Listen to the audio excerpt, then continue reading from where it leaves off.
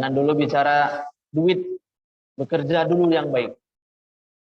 Maka duit akan mengikuti. Ya. Nah, hubungannya dengan peribadahan kita kepada Allah, persembahkanlah yang terbaik untuk Allah. Maka kita akan mendapatkan yang terbaik pula dari Allah. Nah, untukku, apa yang diucapkan hambaku, iyyaka na'budu wa li'abdi ma sa'ala, dan hambaku akan mendapatkan apa yang dia minta. Iyyaka nasta'in, hanya kepada engkau kami minta tolong. Ihdinas siratal mustaqim, siratal ladzina an'amta 'alaihim ghairil maghdubi 'alaihim waladdallin. Qala, Allah berfirman, haza li'abdi wa li'abdi ma sa'ala. Ini untuk hambaku, dan hambaku akan mendapatkan apa yang ia minta. Jadi ternyata sholat itu dialog ya Pak. Maka karena dia dialog, kalau yang disebut di situ hanya Al-Fatihah, maka pahamilah dialog yang kita ucapkan itu dengan sebaik-baik. Supaya apa? Supaya kualitas sholat kita semakin lebih baik. Nah, yang belum memahami dialog ini, maka berikhtiarlah dengan sebaik-baiknya untuk memahaminya. Jadi fahmul makna, kata Imam Al-Ghazali, itu akan membantu kita untuk sholat khusyuk, memahami makna yang kita baca. Untuk memahami makna ini tentu kita harus berikhtiar maksimal ya Pak. Bahkan kalau perlu paksa diri kita untuk bisa memahaminya. Coba kalau nggak begitu Pak, bertahun-tahun orang diingatkan, nggak kunjung juga paham-paham. Padahal hanya butuh waktu beberapa menit saja untuk memahami ini sebenarnya. Maka anak sholat ini menjadi penentu nanti baik atau buruknya amal-amal kita yang lain. Maka kita harus prioritas. Kita harus jadikan perbaikan kualitas sholat kita ini sebagai salah satu prioritas kita di tengah-tengah kesibukan kita untuk mendapatkan hidup yang enak. Karena sholat ini nanti akan membantu kita untuk hidup enak dan mati enak. Nah, dua hal yang penting untuk kita selalu ingat ya Pak. Hidup enak itu penting ya. Nah, mati enak itu sebenarnya jauh lebih penting. Hidup enak itu penting, tapi mati enak itu sebenarnya jauh lebih penting. Walal akhiratu khairul laka minal ula. Maka untuk memperbaiki ya sholat ini kita sekali lagi ya harus memaksa diri kita supaya kita benar-benar memprioritaskannya. Nah, sholat itu adalah penyelamat. Masalakakum fi saqar qalu lam naku minal musallin. Apakah yang memasukkan kamu ke dalam sakor? Maksudnya adalah neraka. Ini menjadi salah satu nama neraka. Mereka menjawab, kami dahulu tidak termasuk orang-orang yang mengerjakan sholat. Maka kalau mau selamat, syaratnya itu memang harus sholat. Nah, kalau tidak sholat, ini kata Allah Pak, bukan kata saya ya, maka tidak akan selamat. Walaupun ada sebagian orang yang mengatakan, yang penting kita udah berbuat baik. Kan tujuan sholat itu kan supaya kita tercegah dari perbuatan keji dan mungkar. Nah, lalu kemudian yang bersangkutan abai dengan sholat misalnya gitu ya. Maka itu adalah sebuah paham yang salah, sebuah paham yang keliru. Karena Islam tidak hanya bicara tujuan, tapi proses perjalanannya ya Pak. Sama kayak kita jalan-jalan bareng keluarga Pak. Yang dikatakan jalan-jalan itu kan refreshing itu kan bukan hanya setelah sampai di tujuannya kan. Tapi dari awal mula kita berjalan itu sudah dihitung refreshingnya. Maka bahagia itu dari awal perjalanan. Bukan hanya setelah sampai di tujuan yang kita sepakati bersama. Nah, bahagia itu ya dari awal perjalanan. Makanya rumahku surgaku itu ya dari awal pernikahan. Sakinah mawaddah warahmah itu ya dari awal akad nikah itu ya. Nah, bukan setelah kita nanti mencapai capaian-capaian tertentu. Itu hanya sekedar penambah kebahagiaan saja. Sekarang kita sudah bahagia. Tapi kalau yang kita inginkan itu tercapai, itu hanya sekedar penambah kebahagiaan. Tapi kalau itu tidak tercapai, kita hanya udah bahagia. Nah, sama halnya dengan sholat ini. Jadi sholat itu ya syariatnya. Ya, sholat itu syariatnya yang harus kita jalankan. Siapapun kita, bahkan Nabi Muhammad Shallallahu Alaihi Wasallam melakukan itu. Kalau nabinya saja melakukan, masa kita tidak melakukan itu? Dengan alasan yang penting udah jadi orang baik. Nah, sholat itu untuk kita. Ya fulanu, ala tuhsinu sholataka. Wahai fulan, tidakkah engkau membaikkan sholatmu? Allah yang zurul musalli iza sallai kaifa yusalli. Tidakkah seseorang yang mengerjakan sholat melihat bagaimana ia sholat? Wa innaha yusalli li nafsiha. Karena sesungguhnya ia sholat, maksudnya di situ manfaat atau pahalanya kembali untuk dirinya sendiri. Hadis riwayat Imam Muslim nomor 423. Jadi kita sholat itu untuk kita. Sama dengan kisah seorang arsitek senior itu ya, yang mau resign dari perusahaan besar ya. Tapi atasannya mohon permintaan terakhir, bangunkan untukku sebuah rumah ya. Tapi karena sudah tidak mengerjakannya sepenuh hati, yang penting cepat selesai, karena udah tidak dengan kecintaan gitu ya, dikerjakan juga tuh rumah. Setelah rumah itu jadi, dipanggil kembali oleh atasannya.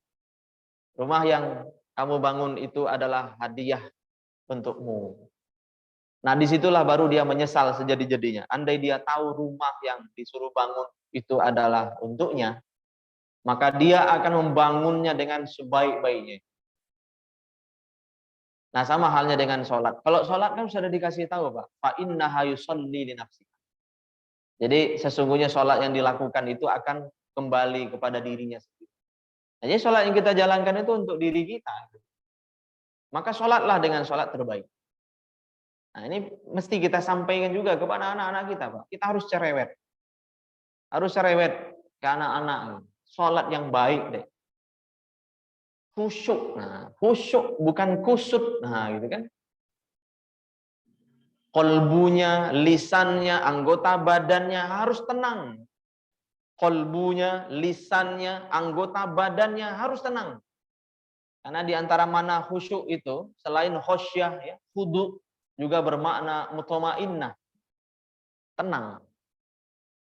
Makanya kita sering menyebut rukuk dengan tumak ninah, ya, sujud dengan tumak ninah, berdiri dengan tumak ninah. Karena pencuri terburuk itu adalah pencuri sholat. Maksudnya itu harusnya masih i'tidal, tapi dia sudah rukuk.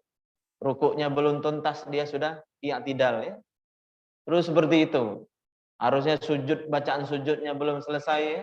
Dia sudah duduk antara dua sujud. Itu disebut sebagai pencuri terbaik. Loh, kok pencuri terbaik? Apa pencuri terburuk itu? Karena dia mencuri apa yang seharusnya dia persembahkan untuk Allah. Itu adalah kewajiban kita ke Allah, ya Pak. Itu adalah hak Allah, hak azazi Allah yang nggak boleh dilanggar sebenarnya. Karena ini perintah, ya. Tapi kita ambil gitu ya dengan alasan buru-buru untuk mengerjakan urusan duniawi kita. Padahal tadi kalau hubungan kita baik dengan Allah, ya, maka Allah akan menjadikan hubungan kita baik dengan sesama. Nah, ya, tadi dari sisi bahasa kita menyampaikan antara sholah dan silah itu, ya, asal muasalnya ternyata sama. Sod amalam itu, ya Pak. Sholah yang ujung-ujungnya nanti wusul, Pak. Ya, orang kalau sholat dengan baik, dia akan wusul ilallah, ya. Orang kalau silaturahimnya baik, dia akan wusul kepada makhluk. Nah, kenapa kemudian hubungan kita buruk sama anak, ya Pak? Sama sesama. Karena itu bisa jadi efek dari buruknya hubungan kita dengan Allah. Makanya kalau hubungan kita kepengen baik dengan sesama, perbaiki hubungan kita dengan Allah. Gimana cara memperbaiki hubungan dengan Allah? Perbaiki sholat. Sholatlah kembali dengan sepenuh hati, ya, jangan setengah hati. Ya. Apalagi nggak pakai hati, Pak. Nah, pokoknya yang penting udah sholat lah. Nah, habis sholat bukannya Allahumma antas salam, tapi Allahumma antas jalan. Saking nggak menikmati dia sholat tuh, Pak. Kepengen buru-buru, ya. Habis sholat langsung berdiri. Ya, itu tanda orang nggak menikmati. Kita kalah sama tukang apa yang hobi mancing, ya, Pak. Yang hobi mancing itu berjam-jam nggak dapat ikan, tetap aja dia betah, ya, Pak. Nyaman ya dia. Kenapa? Dia menikmati. Nah, ini sholat yang kebaikannya untuk kita, menyelamatkan kita dari neraka, akan menjadi wasilah diperbaikinya hubungan kita dengan sesama, Pak. Kalau Bapak dagang, ini Bapak-bapak yang dagang, lalu Allah kemudian perbaiki hubungan kita, ada konektivitas kolbu, jadi usul tadi, Pak. Ya, orang kan jadi tergerak hatinya untuk belanja di toko kita, ya. Akan tergerak hati untuk memakai jasa-jasa kita. Jadi yang mikirnya ke sana. Karena ternyata coba, fa innaha yusalli li nafsiha. Ya. Karena sesungguhnya orang itu sebenarnya, ya, sholat yang dia lakukan itu akan kembali untuk dirinya sendiri.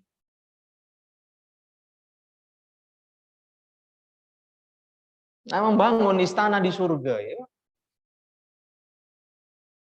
Kata Nabi SAW, ma min abdin muslimin, ya, yusalli lillahi kulla yawmin sintai asyrata raka'atan tatawwan ghaira fariidatin illa banallahu lahu baitan fil jannah au illa bunya lahu baitun fil jannah. Hadis Muslim nomor 1199. Nah, kita lihat dari ma min abdin, ya, tidaklah seorang hamba muslim, ya, yang sholat setiap hari 12 rakaat tatawwu, ya. Tatawwu ini sebagai sholat tambahan, ya, Pak. Ghaira fardhah, selain sholat wajib. Fardhah, fardu kalau bahasa kitanya. Jadi sholat tambahan atau sering juga disebut dengan sholat sunnah itu, Pak. Selain sholat yang wajib, melainkan Allah akan membangunkan baginya sebuah istana di surga. Nah, 12 rakaat itu mana saja? 2 rakaat sebelum sholat subuh, ya, Pak. Alhamdulillah tadi sudah kita jalankan. Kemudian berikutnya 4 rakaat sebelum sholat zuhur. 4 rakaat sebelum sholat zuhur. Terus berikutnya 2 rakaat sesudah sholat zuhur. Terus berikutnya 2 rakaat sesudah sholat maghrib. Kemudian berikutnya 2 rakaat sesudah sholat isya. Nah, bedanya mungkin yang tidak populer itu 4 rakaat sebelum sholat zuhur. Hadisnya hadis sahih, riwayat Imam Muslim. Maka bapak-bapak ingat, pokoknya tambahin 2 rakaat lagi. Yang udah terbiasa qobliyah ba'diyah, tambahin 2 rakaat lagi sebelum sholat zuhur itu. Nah, biasanya 2 rakaat, nah sekarang naik lagi. Naik lagi nambahin 2 rakaat. Dapat istana satu di surga. Ya. Istana di surga tentu bukan seperti istana di dunia loh. Tapi memang agak kerja keras dikit, ya. Datang ke masjidnya harus lebih awal. Kalau yang terbiasa melakukan sholat sunnah di rumah, siap-siapnya mungkin harus lebih awal, ya, supaya bisa mengerjakan 4 rakaat. Nah, tapi saya rasa di sini bisa, ya, Pak, karena komatnya agak panjang. Ada masjid yang komat itu cepat, nggak tahu apa yang diuber gitu, ya. Nah, kalau di sini menurut saya bagus. Artinya agak leluasa untuk melakukan berbagai macam sholat sunnah. Ada masjid yang sampai subuh itu lebih panjang lagi dari Muhajirin ini.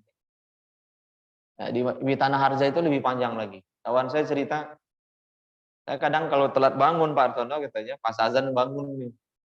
Saya masih bisa tuh katanya, qobliyah subuh asal sholatnya di Tanah Harja. Padahal perjalanan dari Reni ke Tanah Harja itu kan lumayan tuh. Nah, kalau di Masjidil Haram sendiri kan memang agak panjang, ya, Pak. Jedanya itu, ya. Nah, karena memberikan kesempatan sebesar-besarnya dan seluas-luasnya kepada orang untuk mengambil keutamaan qobliyah subuh. Karena lebih baik daripada dunia dan isinya. Ya.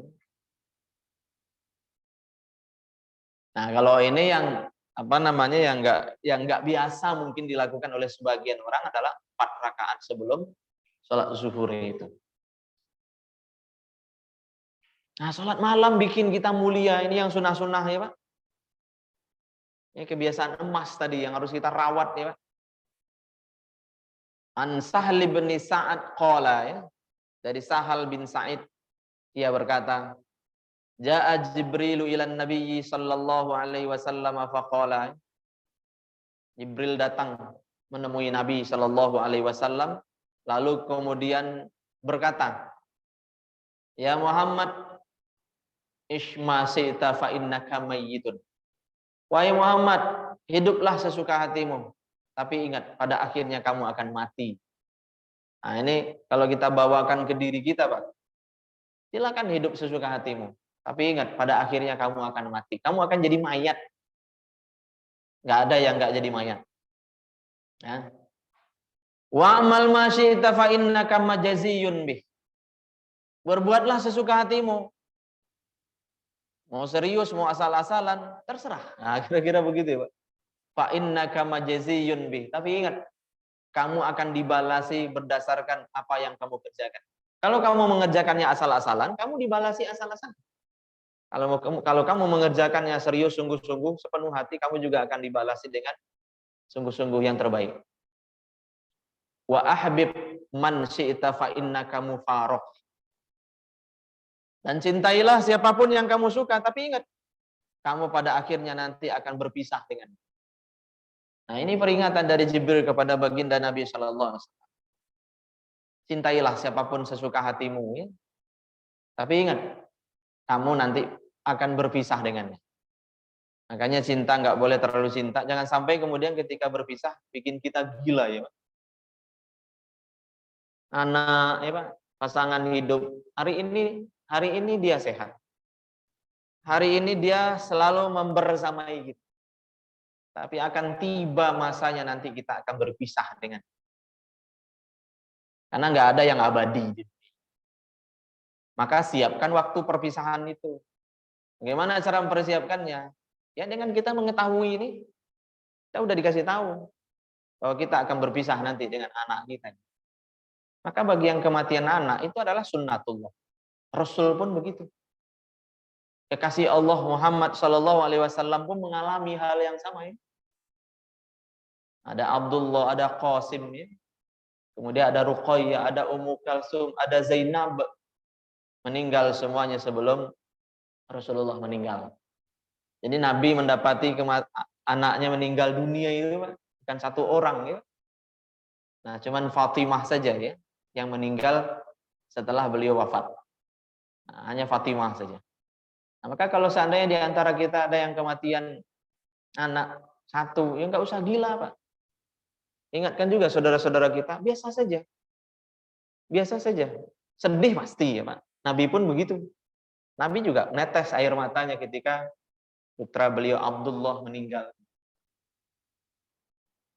Tapi tidak harus dan tidak boleh membuat kita sampai stres, depresi, akhirnya nggak punya lagi semangat hidup. Apalagi sampai ngomong begini ya, bahwa serta aku bersamamu. Nah ini kan nggak boleh. Karena kita punya Allah Hayyun la yamut, yang maha hidup, gak akan pernah mati. Maka cinta sejati kita itu ya Allah. Nah, kalau makhluk itu cuma sekedar cinta saja.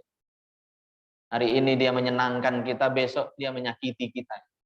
Akan selalu begitu hidupnya.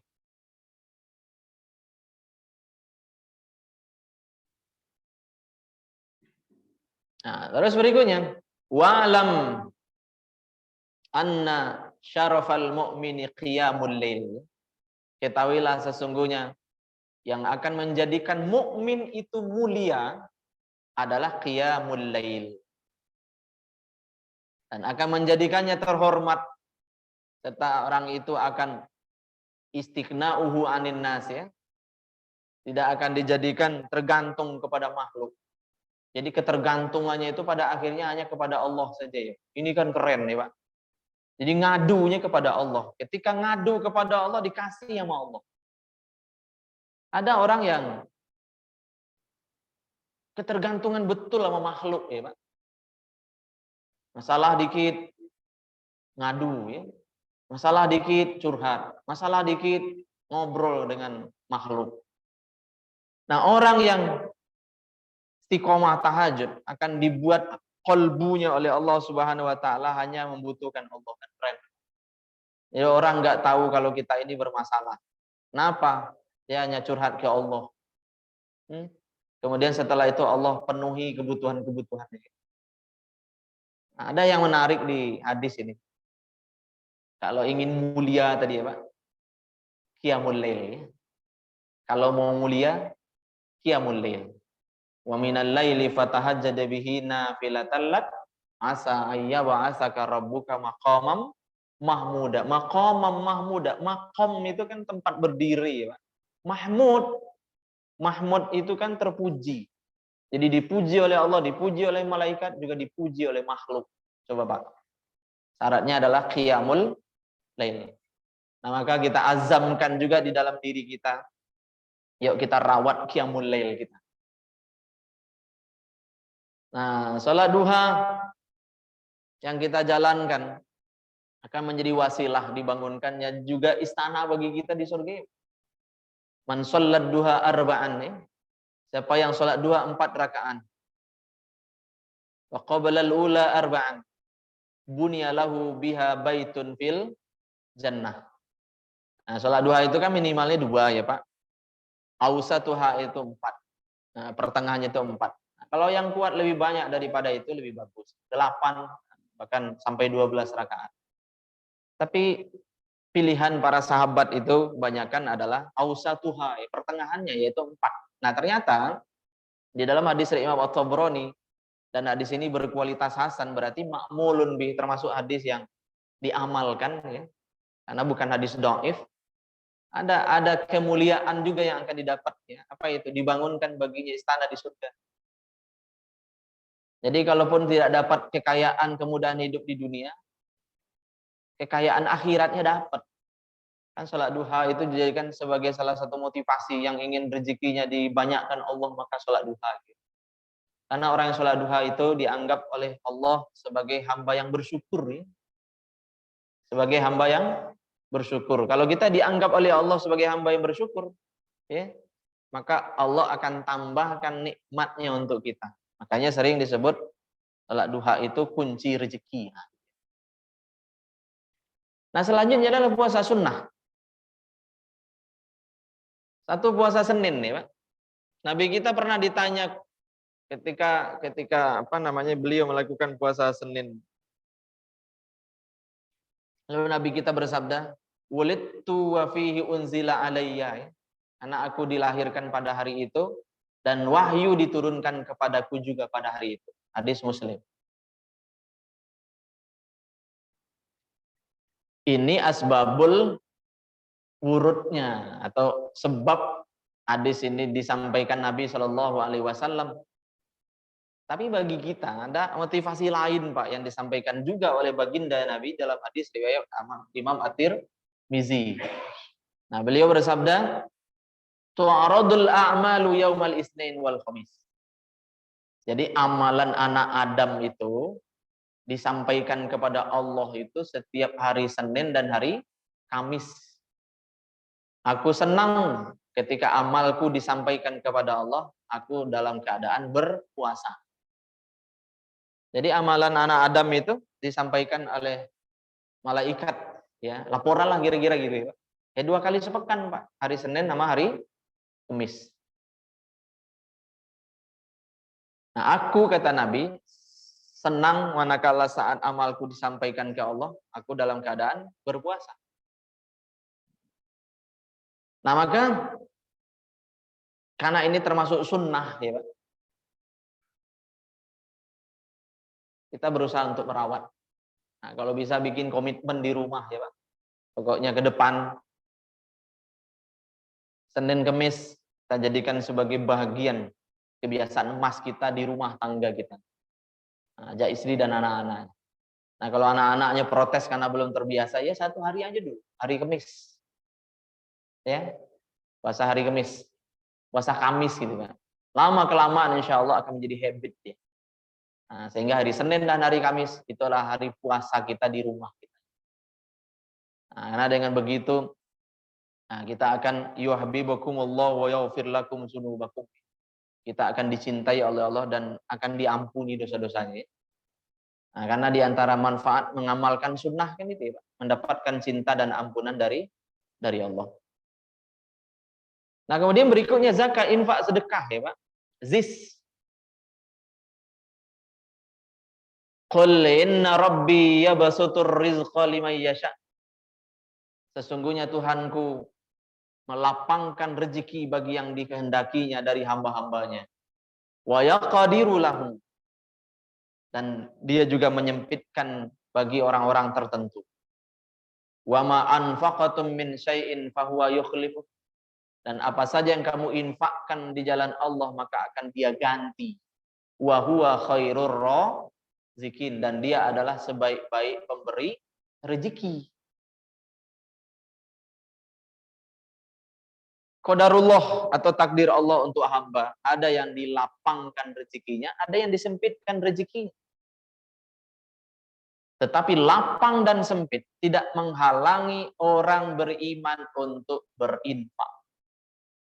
Kita berinfak bukan karena hidupnya dimudahkan, tapi kita berinfak karena Allah. Saat lapang atau saat susah, pokoknya tiap hari infak. Pokoknya tiap hari nginfak. Nggak boleh nggak nginfak. Kita ingin, Pak, lembaran catatan amal kita itu tiap hari ada nilai infak gitu, Pak. Karena yang dirindukan betul nanti oleh orang-orang yang sudah mati itu, Pak, adalah sedekah. Dia mohon nama Allah agar dikembalikan barang agak sejenak. Ngapain dia dikembalikan? Bukan minta sholat ya, Pak, tapi minta agar bisa bersedekah. Karena di antara amalan yang paling dicintai oleh Allah itu adalah sedekah.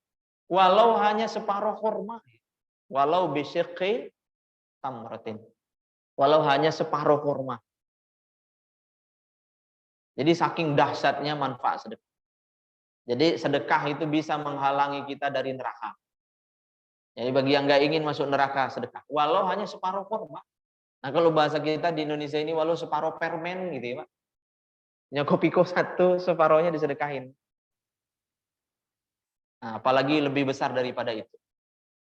Nah, jadi hikmah hayat ini bagi kita, sedekah itu bukan karena kita punya banyak rezeki. Tapi sedekah itu adalah karena Allah. Karena Allah yang memerintahkannya kepada kita. Nah, terus berikutnya ajaibnya sedekah subuh ini bagi yang sudah mengamalkan keren sekali ya, Pak. Kalau kita istiqomah sedekah subuh, kita akan mendapatkan doa malaikat. Hadis riwayat Imam Bukhari nomor 1351. Apa kata malaikat, Pak? Allahumma a'ti munfiqan khalafan. Ya Allah, berilah ganti kepada orang yang berinfak. Doa malaikat kan mustajab. Jadi kalau didoain sama malaikat, insya Allah makbul, diterima oleh Allah. Nah, jadi kalau ingin mendapatkan doa dari malaikat, dari dini, ini kan anak-anak kita ya, Pak. Pokoknya tiap hari sedekah. Tapi habis sholat subuh. Kenapa kok harus habis sholat subuh ya? Kankah sedekah itu mulia kapanpun waktunya? Iya. Tapi ada yang lebih spesial di subuh hari itu. Nah, kita yang bersedekah di subuh hari akan didoakan oleh malaikat. Nah, di sini kan sudah berjalan tuh ya, Pak. Nah, gerakan infak subuh. Nah, bagi yang lupa nggak sempat, ya siapkan celengan di rumah. Siapkan celengan di rumah. Saya habis sholat subuh masukkan ke situ. Nah, karena di mana tempat itu kan tidak jadi soal. Ya. Mau di masjid, mau di jalan, mau di rumah, yang penting ya yang kita keluarkan itu adalah untuk sedekah. Nah, tapi sebaliknya, Pak, orang-orang yang selalu menahan hartanya untuk bersedekah, pelit nih, Pak. Selalu merasa kurang. Ya. Ternyata apa yang akan didapat? Allahumma a'ti munsikan talafan. Ini ada malaikat juga yang mendoakan begitu. Ini pelit, ya. Nah, beri dia kebangkrutan. Jadi pelit itu ternyata bukan menambah harta, ya Pak. Bakhil itu bukan berarti akan memperkaya kita. Justru sumber kehancuran. Ya, orang bakhil itu dibenci. Nah, kalau dia dibenci, tak jadi nanti Pak, maaf nih ya. Nah, dia jadi incaran para penjahat. Anak buahnya hanya baik di depan dia. Nah, di belakang atasnya, di belakang bosnya dia mencari kesempatan gimana supaya bisa, gitu kan. Tapi coba kalau seandainya atasannya baik, ya, bosnya baik, maka yang akan menjadi CCTV-nya ya Pak, yang akan menjadi security-nya itu banyak orang. Ya. Bahkan tadi di antara tadabbur hadis ya, bersedekahlah walau bentengilah diri kalian walau hanya dengan separuh kurma. Ketika kita baik ke orang, orang itu akan baik juga ke kita. Maka jangan heran orang-orang yang dermawan itu pengawalnya banyak ya. Orang-orang yang peduli dengan dia banyak.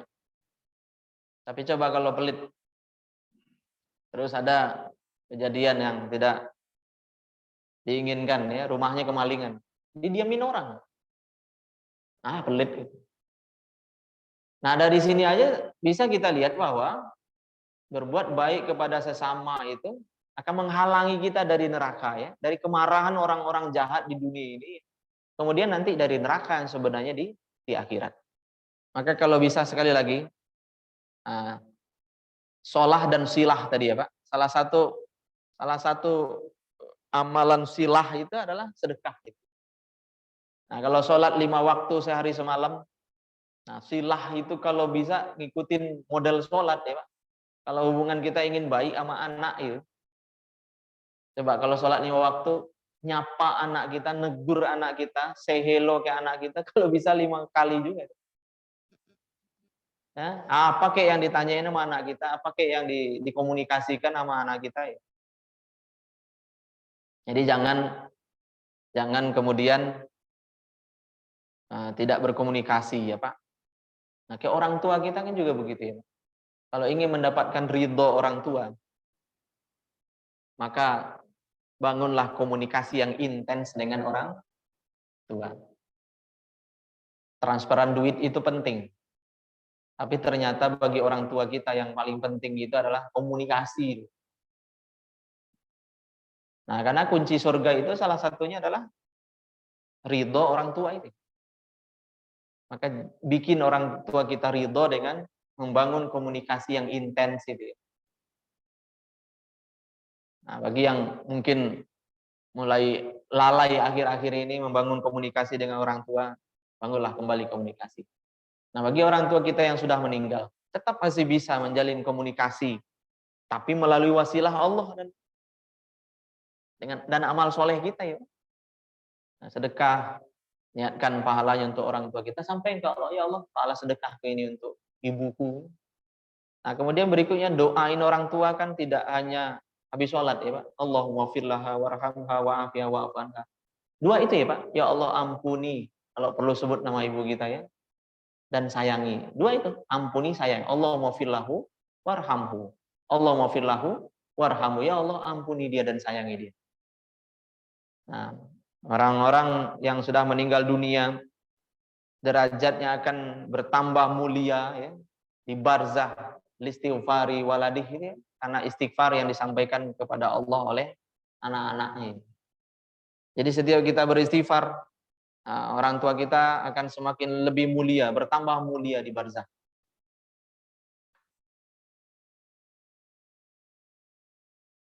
Nah, sedekah adalah investasi. Nah, ini keren nih Pak. Hadis Muslim nomor 1659 ya.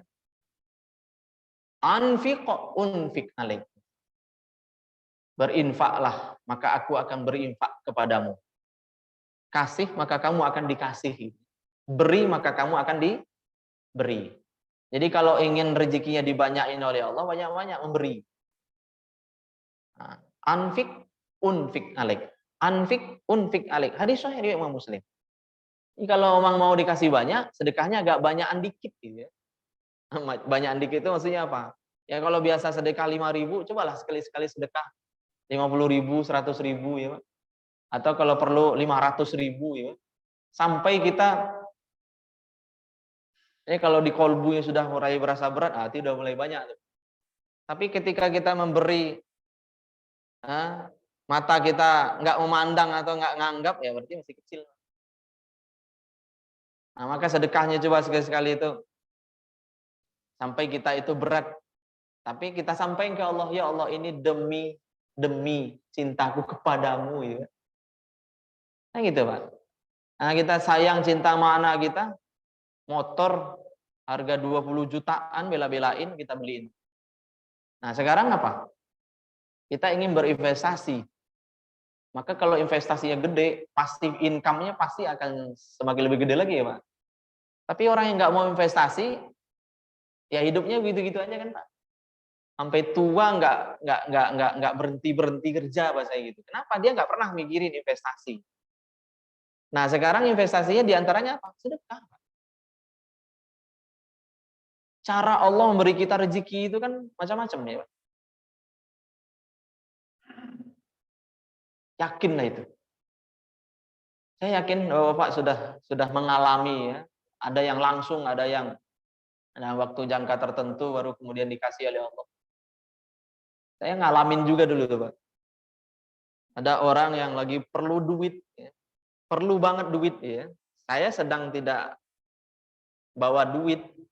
Nah, kemudian saya juga menyampaikan istri saya mau disesar itu, mau lahiran. Kalau bisa kayak yang lain aja, saya lagi perlu banget nih, tolong gitu ya. Saya bela-belain tuh Pak. Bismillah ya. Nah, walaupun saya udah menjelaskan saya lagi nggak bisa, tapi tetap aja. Namanya orang lagi butuh ya Pak. Dia nggak mau tahu kita juga kadang. Akhirnya saya kasih tuh Pak. Saya nggak lama setelah itu, saya di WA sama seseorang ya. Pak Artono, kami mau membantu persalinan istri Bapak. Hanya ditransfer, saya cek di WA itu Pak. Saya kirain 50.000, 500.000 ya Pak. Ternyata 5 juta dia transfer. Akhirnya saya berpikir, kita ngebantu orang cuma 50.000, tapi baliknya saat itu juga ya, beberapa waktu lah ya, jeda dikit. 5 juta. Satu lagi saya cerita Pak. Ini kasusnya orang minta tolong juga Pak. Orang minta tolong juga. Nah, bismillah saya tolong Pak. Tapi nggak lama setelah itu Pak, saya di WA juga. Diumrohin sama istri saya berdua. Jadi saya sama istri saya diumrohin berdua sama orang itu. Akhirnya saya berpikir, kalau kita nolong orang itu pasti Allah nolong kita. Tapi caranya nanti bisa beda-beda ya. Bapak-bapak yang bisnis bisa jadi nanti dapat pelanggan-pelanggan setia ya. Nah, kalau bapak yang di biro jasa, bisa jadi nanti Allah gerakin kolbu orang-orang untuk memakai jasa bapak. Maka memberilah, maka kamu akan diberi. Makanya saya sebut di sini, sedekah itu investasi. Ya, investasi kita, tapi kita sedang berdagang dengan Allah, saya gitu ya. Allah yang akan memberikan keuntungan kepada kita. Dan dua hal, duniawi dan ukhrawi. Nah, di duniawi yang tadi kita dimudahkan, ukhrawinya jelas kita mendapatkan ajrun nih, ganjaran pahala dari Allah Subhanahu wa taala. Nah, orang tua saya dulu pesan, kalau ada orang minta tolong jangan pernah ditolak. Nah, ini ajaran-ajaran orang-orang tua ya. Nah, mereka kan nggak tahu dalil-dalil ini. Karena kan kamu menolong, kamu akan ditolong oleh Allah. Nah, ternyata banyak sekali ya Pak, bukti-bukti yang saya rasa Bapak juga mengalami dalam hidup ini. Nah, yang keempat, adab Islami. Yang menjaga akhlak mulia ya Pak. Ayuhan nas, kata Nabi kita, afsus salam, sebarkan salam. Assalamualaikum. Nah, kalau perlu Bapak dikenal sebagai bapak salam ya. Apa dikit-dikit salam, dikit-dikit salam gitu ya. Nah, di rumah assalamualaikum ya. Ada kawan saya begitu modelnya Pak. Dan ternyata akhirnya memang hidupnya diberkahi betul. Ya. Sebar salam, assalamualaikum ya. Di security itu Pak, assalamualaikum Pak gitu ya. Nah kalau itu ada tuh Pak salam di situ ya. Kenapa begitu? Saking seringnya ngucapin salam. Yang kedua, wa at'imut ta'am. Beri makan orang yang membutuhkan. Ini kan ada istilah Jumat barokah ya Pak. Sebenarnya ada Senin barokah juga Pak. Ada Selasa barokah ya. Rabu barokah. Ya. Atau kalau bahasa saya di sini tebar kepedulian. Nah, yang ketiga, wasallu wan nasu niyam. Salat malam. Wasallu dan salatlah kalian wan nasu niyam. Dan rata-rata manusia ketika itu niyam, tidur pulas. Tadkhulul jannata bisalamin, maka kalian akan masuk surga bisalamin, dengan penuh keselamatan. Nah, penuh keselamatan ini hisapnya nanti mudah, hisapnya cepat coba Pak. Orang ngantri lama. Nah, orang-orang ini nih, nah dia duluan nanti dihisap. Kemudian hisapnya mudah ya kan? Coba kalau ngantrinya cuman kalau ngantrinya sehari gitu, 1000 tahun, Pak. Nah, orang-orang yang mengamalkan 3 hal ini, tadkhulul jannata bisalam. Kalau masuk surga insya Allah orang beriman masuk surga. Tapi kita ingin masuk surga itu bisalamin ya Pak. Semuanya itu selamat. Orang dihisap ngantri-ngantri capek-capek, kita nggak ngantri gitu ya. Di sirotnya nanti orang proses menempuhnya lama ya, kita kalau bisa secepat Pak? Kan ada nanti yang secepat kilat, secepat kedipan mata. Ada yang berlari, ada yang berkendaraan, ada yang berjalan, ada yang merangkak. Nah, bahkan ada yang bergelantungan gitu. Nah, 3 amalan ini, sebarkan salam. Nah, ini kan akhlak. Kemudian beri makan orang. Kayaknya Pak, nah, kalau bisa harus punya agenda ya. Ikut serta program. Nah, kalau di kita seringnya apa? Jumat barokah gitu Pak. Pokoknya setiap hari Jumat. Nah, atau kalau Bapak nggak mau di hari Jumat, setiap hari Senin saya ingin raktir buka puasa anak pondok tahfiz mana gitu. Nggak usah banyak-banyak, semampunya. Nah, mampunya kita 5 orang, ada 5 orang, tapi kita rutin. Jadi sekarang coba cari Pak, di kampung Bapak, saya ingin membelikan beras untuk keluarga yatim yang mana. Tapi rutin tiap bulan Pak. Supaya apa Pak? Supaya nanti kita masuk surga dengan selamat. Nah, jangan lagi yang insidentil ya Pak. Nah, lebaran yatim, akhirnya sedekah yatim. Kalau bisa jangan lagi yang begitu, tapi yang benar-benar rutin ya. Nah, Allah selalu menatapmu, maka persembahkanlah yang terbaik untuknya. Nah, kemudian yang kelima, tadarus Al-Qur'an, ya Pak. Ini sudah sering dibahas lah. Innahu laqur'anun karim. Sesungguhnya Al-Qur'an itu adalah bacaan yang mulia. Kalau ingin mulia, bacalah Qur'an. Iqra'ul Qur'an. Ya, Iqra'ul Qur'an. Fa innahu ya'ti yaumal qiyamati syafi'an li ashabi. Karena Quran itu nanti dari kiamat akan menjadi syafi'. Syafi' itu pemberi syafaat li ashabi, bagi sahabat-sahabatnya. Jadi mari kita jadi sahabat Quran. Apa ciri sahabat Quran? Dekat dengan Quran ya. Tiada hari tanpa Quran. Pagi habis sholat subuh ya. Nah, malam habis sholat maghrib. Nah, kita mulai pagi kita dengan Quran, kita mulai malam kita dengan Quran. Kenapa? Karena semua yang berhubungan dengan Quran itu akan mulia. Sesuai dengan namanya ya Pak. Coba lihat, Al-Quran itu adalah kalam Allah yang maha mulia. Berarti dari Allah yang maha mulia. Diturunkan kepada Nabi Muhammad, Nabi yang paling mulia. Melalui perantara malaikat Jibril, malaikat paling mulia. Diturunkan pada malam Qadar, waktu paling mulia. Di Makkah Al-Mukarramah, tempat paling mulia. Maka siapa saja yang masuk ke dalam kemuliaan Quran itu akan ikut mulia. Baik membaca, memahami ya Pak, mentadaburi, ya, mengamalkan, mendakwahkan atau mengajarkan, insya Allah akan menjadi mulia pula. Karena semua yang menjadi sahabat Quran itu akan mulia. Nggak ada yang nggak mulia yang berhubungan dengan Quran. Nah, maka penting juga kita ingatkan lagi nih Pak, ke keluarga kita. Jangan sampai nggak ngaji. Apapun kondisinya, kira-kira begitu. Walau hanya satu ayat. Habis maghrib satu ayat, ya. Habis subuh satu ayat. Anak-anak kita kan kalau digituin, wah satu ayat wah gampang. Awalnya begitu Pak. Tapi lama-lama nanti jadi habit. Lama-lama dia mulai menikmati, nikmat. Dia nggak mungkin akan satu ayat selamanya, Pak. Biarin aja dulu dia ngaji satu ayat, nggak usah dimarah-marahin. Sekolah di sekolah agama, ngaji kok cuman 3 ayat. Jangan digituin, Pak. Udah biarin aja dulu. Yang penting dia udah mau ngaji habis subuh sama habis maghrib. Ya, Pak. Nah, lama-lama nanti insya Allah akan jadi habit.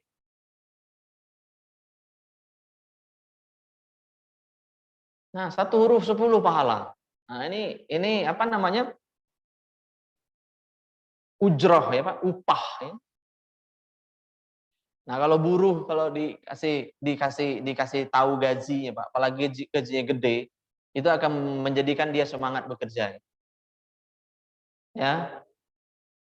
Tapi kalau seandainya kita baik sama pemilik perusahaan, lalu kita yang ditawarin kerja sama pemilik perusahaan itu, Pak. Tanpa dikasih tahu gaji juga kita akan bekerja dengan sebaik-baik. Karena yang ngajak kita kerja di perusahaan itu adalah pemiliknya langsung gitu. Karena udah pasti, Pak. Gajinya bisa 100 kali lipat daripada buruh yang melamar kerja dan dia tahu gajinya nanti UMR kan. Nah, ini sekarang Allah yang nyuruh kita ya. Nah, maka oleh karena itu 1/10 pahala ini untuk pemula. Tapi kalau untuk senior, untuk yang expertnya ini nih Pak, rahmat. Jadi baca Quran itu adalah salah satu syarat untuk mendapatkan rahmat Allah. Jadi tidak lagi bicara ujroh atau ajrun ya, kalau di dunia namanya upah, untuk akhirat namanya kan pahala. Nah, kalau 1 huruf baca 10, nah itu untuk kelas buruh ya, untuk pemula lah kira-kira begitu ya. Tapi kalau untuk yang udah senior, nah ini rahmah, akan mendapatkan kasih sayang Allah. Nah, untuk anak-anak kita penting, Dek, ngaji yang banyak. 1 huruf 10 pahala loh, Dek. Keren nggak tuh? Nah. Terus berikutnya yang membaca ya, Pak. Bacalah maka kau akan mulia. Iqra' bismi rabbikal ladzi khalaq. Ini ada terjemahan progresif ini, Pak. Iqra' wa rabbukal akram. Nah, terjemahan progresifnya, bacalah maka kau akan mulia. Orang berilmu itu kan ditinggikan derajatnya. Nah, maka karena ayat pertama yang diturunkan kepada Nabi di Quran itu adalah Iqra'. Ini surat pertama yang diturunkan kepada Nabi. Membacalah. Jadi kalau umat Islam mau mulia, ya syaratnya di ayat ini sebenarnya adalah banyak membaca. Nah, kalau anak-anak kita ingin mulia, dari sekarang suruh dia membaca. Pokoknya wajibkan aja dia membaca. Bapak beli buku terbaik, nah suruh dia baca. Nanti kalau selesai, Dek, ayah kasih duit 100.000 atau 500.000. Enggak apa-apa, Pak. Kalau anak-anak kita khatam Quran, kalau adik khatam nih, pokoknya siapa aja yang khatam Ramadan, ayah kasih 1 juz ini 100.000. Enggak apa-apa, Pak. Awalnya mereka mungkin karena iming-iming duit dari kita, tapi lama-lama nanti nah, dia akan semakin merasa nikmat ya. Nah, baterainya habis nih, Pak. Nah, bagian terakhir berorganisasi ya, Pak. Ini salah satu kebiasaan mulia yang harus kita rawat juga dalam hidup ini adalah berorganisasi. Kita ini harus jadi pengurus, Pak. Karena pengurus itu pahalanya double-double ya. Kalau Bapak melakukan sesuatu lalu diikuti oleh orang lain, maka kita akan dapat pahala dan tambahan pahala seperti yang didapat oleh orang yang ngikutin kita ya. Mandalla ala khairin, siapa saja yang nunjukin orang untuk berbuat baik ya. Falahu ajrun, maka dia akan mendapatkan pahala kan? Wa ajru misli fa'ili, dan pahala semisal yang diperoleh oleh orang yang mengikutinya. Nah, ini namanya multi level pahala ya, Pak. Jadi kalau kita menjadi inisiator, maka yang mengikuti kita akan dapat pahala pula tuh. Nah, kita akan dapat tambahan pahala seperti yang didapat oleh orang. Tapi ingat, Pak, jadi pengurus bahasa gitu ya, bukan pengkurus. Saya dapat istilah itu. Jadi pengurus bukan pengkurus.